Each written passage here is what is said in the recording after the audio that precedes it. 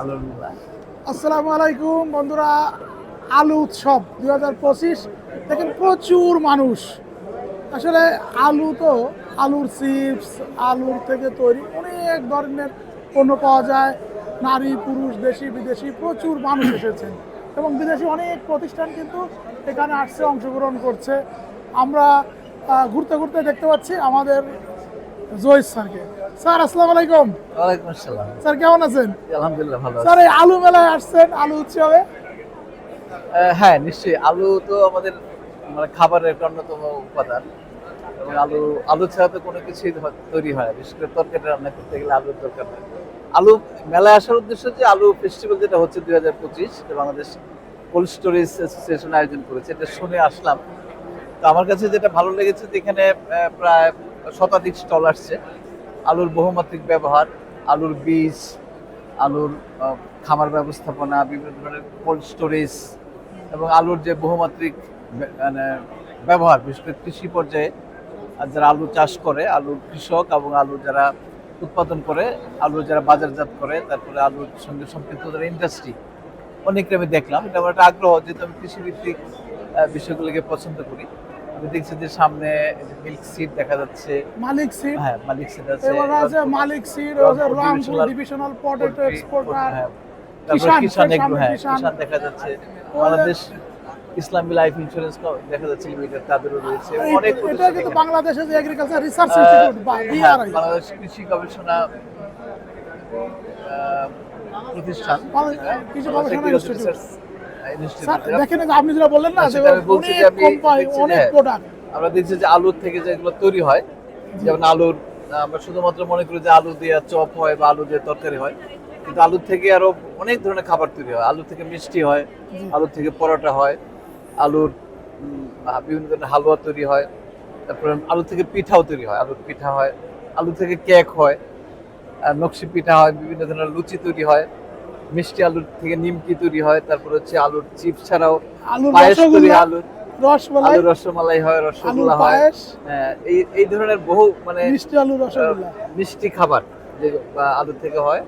আমরা শুধু আলুকে তরকারি হিসেবে ব্যবহার করি, কিন্তু আসলে আলুকে অন্য অন্যভাবে আলু থেকে আর যেমন আমরা এই যে বুন্দিয়া বানাইছে আমরা খেয়ে আসলাম, আলু থেকে আপনার ওই চপ তৈরি করতেছে, আলু থেকে কিমা তৈরি করতেছে আলুর। কাজে আলুর যে এত ধরনের খাবার বা আলুর পরোটা অনেক সুস্বাদু খাবার।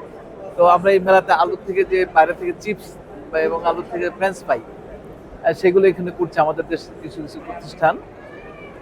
আমার কাছে খুবই ভালো লাগছে মেলাটা দেখে, কারণ এখানে যারা আসছে তারা আলুর সঙ্গে সম্পৃক্ত এবং আলু ব্যবসায়ী, আলু উৎপাদনকারী, তারপর বাজারজাতকারী প্রতিষ্ঠান এবং যারা কোল্ড চেন মেনটেন করে আলুর, বিশেষ করে কোল্ড স্টোরেজের অনেক প্রতিষ্ঠান আমি দেখলাম। এছাড়া অন্য অন্য মাহেন্দ্রকে দেখলাম, মাহেন্দ্র একটা বড় প্রতিষ্ঠান, আলুর বিভিন্ন ধরনের মেশিনারিজ তারা মার্কেটিং করে। তো এই সব মিলে এই মেলাটাতে যে অনেক মানুষ উপস্থিত হয়েছে এবং এই মেলা যারা আসবেন তারা আলু সম্পর্কে আরো অনেক ভালো জানতে পারবেন। বিশেষ করে আলু চাষের যে বিভিন্ন ধরনের সমস্যাগুলো আছে, যেমন আলুর রোগ নিয়ন্ত্রণ করা, আলুর যেমন আলু চাষ করতে গেলে যে সমস্ত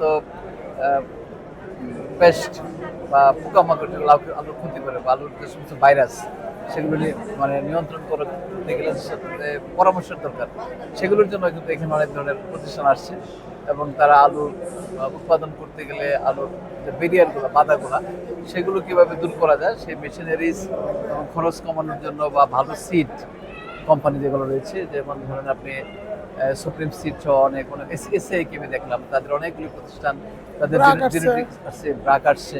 কাজে কৃষক এখানে আসলে কিন্তু তারা অনেক জিনিস শিখতে পারবে এবং তারা অনেক জানতে পারবে এবং সাশ্রয়ী মূল্যে কিভাবে আলুর চাষ করা যাবে, আলুকে আরো বেশি করে মানুষের কাছে গ্রহণযোগ্য করা যাবে।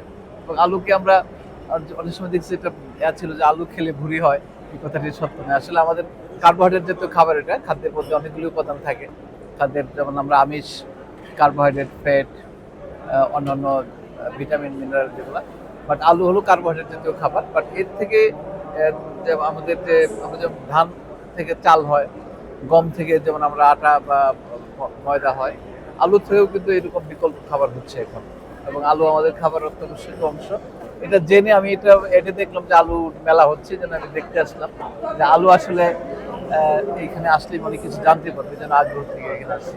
তা আপনাকে ধন্যবাদ, এখানে মেলায় এসে আপনার সঙ্গে দেখা হয়েছে এবং আমি এই মেলাতে অনেকের দেখাও পেয়েছি। আমার না স্যার, পরিচিত অনেকের। আমার এসে খুব ভালো লাগছে যেখানে কিছু ব্যাংকও কিন্তু আসছে। হ্যাঁ আমি ব্যাংকদের জিজ্ঞেস করলাম হ্যাঁ। যে আপনারা কেন আসছেন। হ্যাঁ, যেহেতু আমি হ্যাঁ। দেখলাম যে প্রাইম ব্যাংক দেখলাম, অন্যান্য ব্যাংক না, দেখলাম। প্রাইম ব্যাংক আসছে, এরপরে বেঙ্গল কমার্শিয়াল ব্যাংক আসছে, তারা কিন্তু শাহজালাল ব্যাংকের ইসলাম ব্যাংক আসছে। ক্রেডিট আছে, আলু চাষিদেরকে তারা ঋণ দেয় এবং তাদেরকে তারা নার্সিং করে সাপোর্ট দিচ্ছে।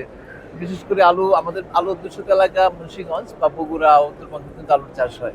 সারা বাংলাদেশে এখন আলু হচ্ছে, আলু লাভজনক আসলে। কিন্তু আমাদের সবচেয়ে বড় দুঃখ হচ্ছে যখন আলু বিক্রির সময় আসে তখন কৃষকরা আলুরা স্টোর করতে পারে না, আলু বিক্রি করে দিতে হয়। সিজনের সময় আলু রাখতে পারে না, আর পরে আমাদের আলু হয়তো দেখা যায় অনেক সময় অনেক বেশি দামে কিনতে হয়, কিন্তু যখন আলু উৎপাদন করে ওই আলু কৃষকরা কিন্তু তখন বাধ্য হয় আলুগুলো বিক্রি করে দিতে। কাজে ব্যাপক পরিমাণে আমাদের কোল্ড স্টোরেজ দরকার এবং কৃষক যাতে আলু সংরক্ষণ করতে পারে, বাজারজাত করতে পারে, উৎপাদন মূল্য পায়, সেই জন্য আসলে এই মেলাতে এই ধরনের চেইন ডেভেলপ করা কারণ এই দরকার। বছর যেহেতু আলুর দাম এত কম গেল, যেটা খুব মানে আমাদের অনেক ফার্মার কিন্তু একটা সিজন আলুর দাম অনেক বেড়েও জি, যায়, জি, কোনো জি। সময় আলুর দাম 100 টাকার উপরে কেজি হয়ে যায় কোনো কোনো সময়, আবার সিজনের সময় আলুর দাম স্যার, এবার মেলা আমরা দেখছি যে অনেকগুলো যারা এই যে ইকুইপমেন্ট সাপ্লাই দেয়, হ্যাঁ, আমি সেটাই কোল্ড বলছিলাম। স্টোরেজ যে বানানোর জন্য বুঝতে ইকুইপমেন্ট, পেরেছি। হ্যাঁ, আলুর চায়না, সঙ্গে- নেদারল্যান্ড, হ্যাঁ।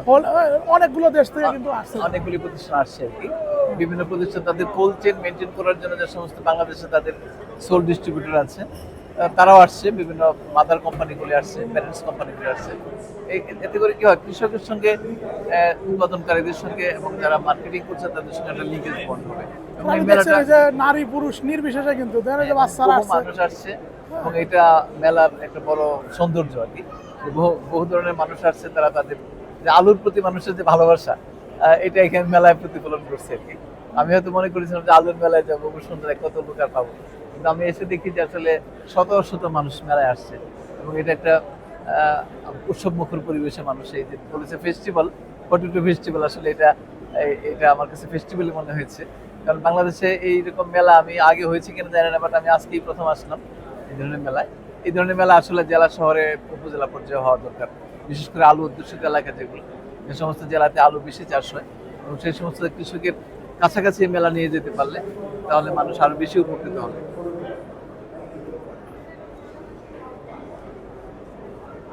এবং উপরে কিন্তু তার সেমিনার হচ্ছে। হ্যাঁ, আলু চাষের উপরে, আলু চাষ পদ্ধতি বা আলু রোগবালাই নিয়ন্ত্রণ, আলুর বীজ, উৎপাদন ব্যবস্থা, প্রোডাক্টিভিটি যেটা উৎপাদনশীলতা বৃদ্ধি, অনেকগুলো বিষয় এখানে আপনার আলোচনা আসতে পারে এবং এটা 2 দিন ব্যাপী মেলা। আশা করা যে আজকে তো মেলা শুরু হয়েছে, কালকে হয়তো এই মেলা আরো বেশি জমজমাট হবে।